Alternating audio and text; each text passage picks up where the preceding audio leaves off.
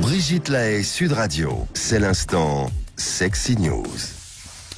Laurent Carilla, vous êtes psychiatre, vous êtes avec nous, on parle des addictions. Et alors, Flore Chéri, non, en a profité, elle tombe complètement les pieds devant dans le plat pour qu'on devienne tous addicts au sexe. Non mais franchement, Flore Chéri.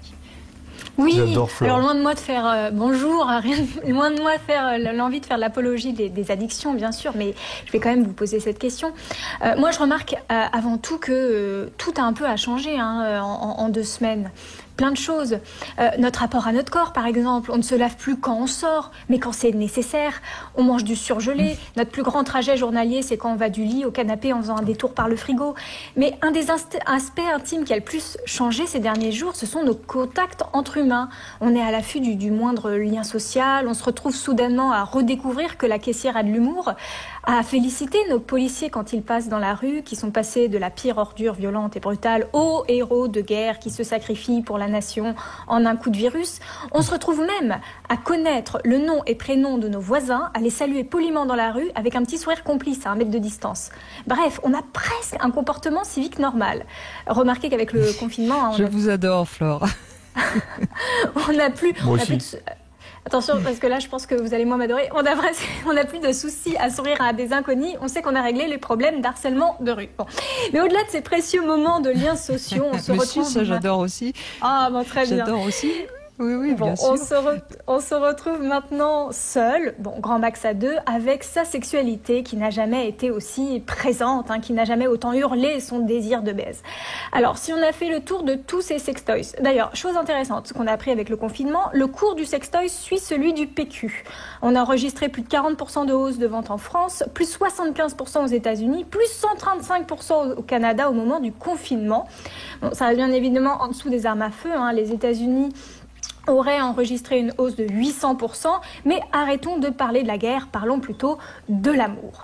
L'heure est clairement à développer son addiction au sexe virtuel. Pornhub, vil tentateur, a lancé les hostilités avec son opération offre premium gratuite, suivi par Dorsel et Jackie et Michel, qui ouvrent leur boîte de Pandore gratuitement. Alors, s'ils souffrent tout de même d'un manque de contenu frais, toutes les productions ont été arrêtées, c'est la webcam sexy qui tire maintenant son épingle du jeu.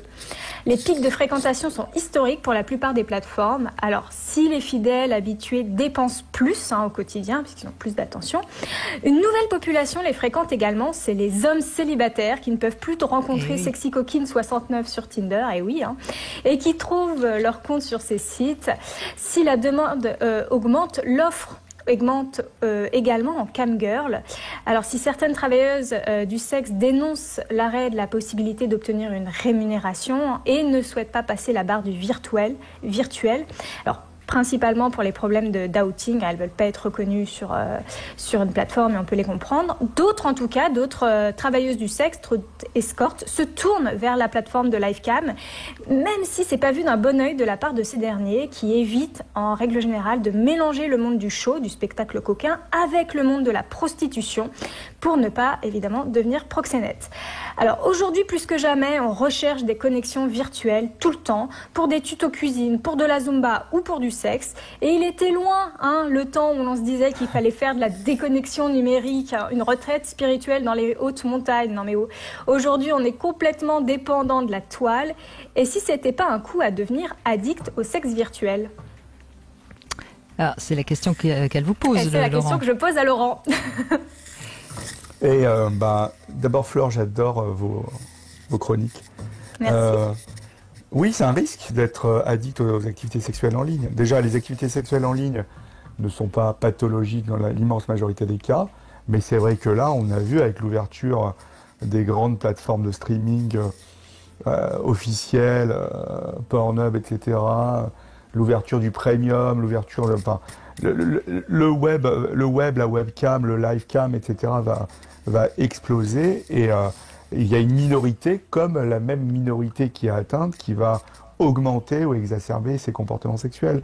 Mais je crois que le confinement va un peu minorer les choses, surtout dans les grandes vies de famille en tout cas. Moi je l'ai vu là, alors je peux pas le dire, je peux pas faire une généralité parce que j'ai vu que sur certains patients et patientes, Mais ça fait rien, dites-le quand même, Laurent, c'est pas grave. Ouais, le confinement en famille, quand même, réduit drastiquement, quand même, la consultation sexuelle en ligne. Je pense que ça touche beaucoup plus les gens isolés qui c'est les célibataires. En termes de surconsommation, ça va toucher plus les gens isolés. Oui, je pense aussi. Qui, une fois peut-être le confinement terminé, Flore Chéri, retourneront sur les sites de rencontres. Parce qu'au fond, ce que vous avez l'air de dire, Flore, et ça paraît assez logique, c'est que ceux qui ne peuvent plus faire des rencontres d'un soir se retrouvent donc devant ces webcams. Oui, tout à fait. Oui, on peut imaginer qu'une large majorité va reprendre une activité normale à la fin du confinement. On l'espère. Maintenant, c'est vrai que ça développe, et on le sait dans le milieu du sexe, quand on a une forme de routine, c'est parfois difficile d'en sortir et d'aller sur autre chose. Je pense notamment à des hommes qui peuvent avoir du mal à draguer, qui se rendent compte tout d'un coup que la drague en ligne est plus accessible pour eux. Je pense que ça va être des gens qui vont avoir encore plus de mal à se dire mince, comment est-ce que je parle déjà à une fille? Comment est-ce que je l'aborde? J'ai plus les réflexes de la sociabilisation. Et il y a une sorte de facilité à passer par le virtuel. Voilà. Mais il y a un autre danger, et d'ailleurs on va en parler jeudi avec mon invité Vincent Hupertan. Il y a aussi ce risque, Laurent Carilla, que les hommes célibataires actuellement ne peuvent pas rencontrer de femmes, ne peuvent pas faire l'amour de manière réelle. Donc qu'est-ce qu'ils vont faire? Ils vont se masturber, et à force de se masturber, quand ils vont se retrouver avec une femme, ils vont perdre leur érection, ou en tout cas ils vont pas arriver à retrouver une sexualité à deux. Oui. Je crois qu'il ne faut pas diaboliser chez les hommes comme chez les femmes, je pense qu'on peut... Oui, mais chez les deux, ça se vaut. Chez les femmes qui utilisent des sex toys, de plus en plus, ça va être difficile. Oui, bien sûr, Flore, mais le problème de la masturbation chez une femme n'est pas le même que chez un homme. Je vous apprendrai rien, je ne veux pas prétendre vous apprendre quelque chose à ce niveau-là. L'homme, s'il a l'habitude de serrer fort sa main sur la verge, après, quand il se retrouve dans un vagin, il a l'impression que c'est pas suffisamment excitant. Mais je pense qu'il ne faut pas passer outre, parce que ça c'est une vraie tendance et on n'en parle pas beaucoup, de toutes ces femmes qui se masturbent. Je pense notamment à la vibration par air pulsé, ou à ce qu'on appelle les magic wands, ces énormes baguettes qu'on branche sur secteur, quand les femmes se masturbent beaucoup avec, ce qui peut être le cas là dans cette période de confinement, elles vont avoir beaucoup de mal à retrouver une sexualité normale, sans vibration. Alors c'est ce qu'on dit, c'est ce qu'on dit, mais c'est pas vrai. Je veux dire, je l'ai souvent entendu dire par certains sexologues, mais c'est pas vrai, parce que soit ça donne une jouissance et tout va bien, soit c'est trop fort et à ce moment-là la femme n'arrive pas à jouir. Et ensuite, ce qui fait jouir une femme lors d'un cuni, c'est pas la violence, parce que de toute façon une langue ne peut pas faire l'affaire par rapport à ce genre de vibro, mais ce qui fait jouir après une femme avec un homme, c'est parce qu'il y a comment dirais-je, il y a le psychisme qui intervient, et puis il y a la montée plus progressive qui fait aussi avoir un orgasme plus doux. C'est des orgasmes différents, donc je crois qu'il faut pas non plus leur faire peur aux femmes. Elles peuvent abuser de vibromasseurs, c'est pas ça qui les empêchera ensuite de jouir avec un homme, si justement elles y arrivaient avant, évidemment.